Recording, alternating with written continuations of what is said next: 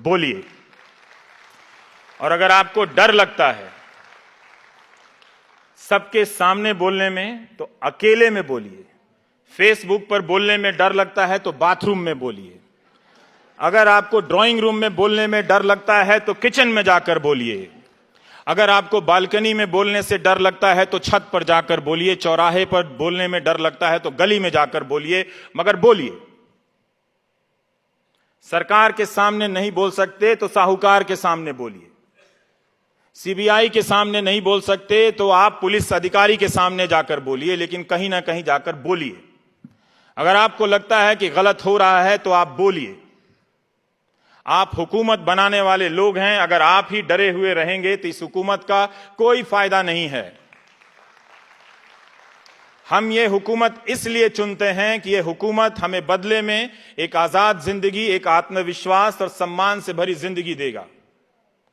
इसलिए नहीं कि हमें रात के 10 बजे घड़ियों की टन-टन बताकर हुआ हुआ करके डराएगा, क्योंकि हम अभी जिंदा हैं।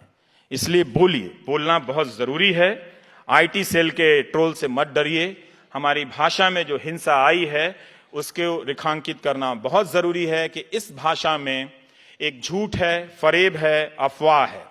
और ये जो ट्रोल का लैंग्वेज जिसे राजनीतिक संरक्षण मिला है, इस भाषा ने हमें और कमजोर किया है। हमें नागरिक होने के जितने भी हमने जो संस्कार ग्रहण किए थे वो संस्कार हमसे छीन लिए हैं। हम डर गए हैं उससे, और इसे हम स्वीकार करते जा रहे हैं। जब तक हम इस ट्रोल के लैंग्वेज से, वो ट्रोल हमारे भीतर भी आ गया है, वो ट्रोल उनके यहां भी है जिनके साथ सत्ता का संरक्षण है, मगर वो ज्यादा खतरनाक है जिनके साथ पावर है। उस ट्रोल की तुलना उसके जवाब में किए गए ट्रोल से आप नहीं कर सकते, लेकिन खराब दोनों है।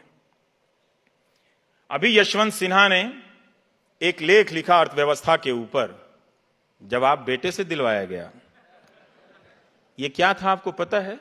ये ट्रोल है। बेटे से बाप का ट्रोल कराया गया।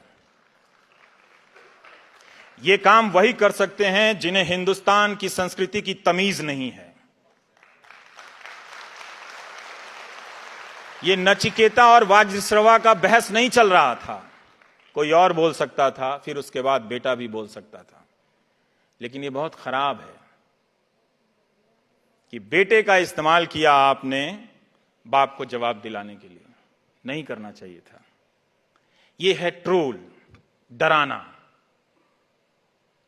बोलोगे तो तुम्हारी बीवी को खड़ा कर देंगे, तुम्हारे भाई को खड़ा कर देंगे, तुम्हारे किसी पुराने सहयोगी को खड़ा कर देंगे। इसे कहते हैं ट्रोल, सोशल ट्रोल। ये ट्रोल की जो संस्कृति है, बनावट है, वो आपके परिवारों में पहुंच रही है, और आप रोज अपने मुद्दों को छोड़कर, सिस्टम को सवाल करना छोड़कर आप एक दूसरे के प्रति ट्रोल बन रहे हैं। तो बचिएगा, क्योंकि ये ट्रोल बनना झूठ की बुनियाद पर है। क्योंकि जिसकी जवाबदेही थी जवाब देने की, उसे पहले देना चाहिए था। बेटे को बाप के सामने बाद में आना चाहिए था। ये हुआ आपके देश में। ये इसलिए हो रहा है कि हमने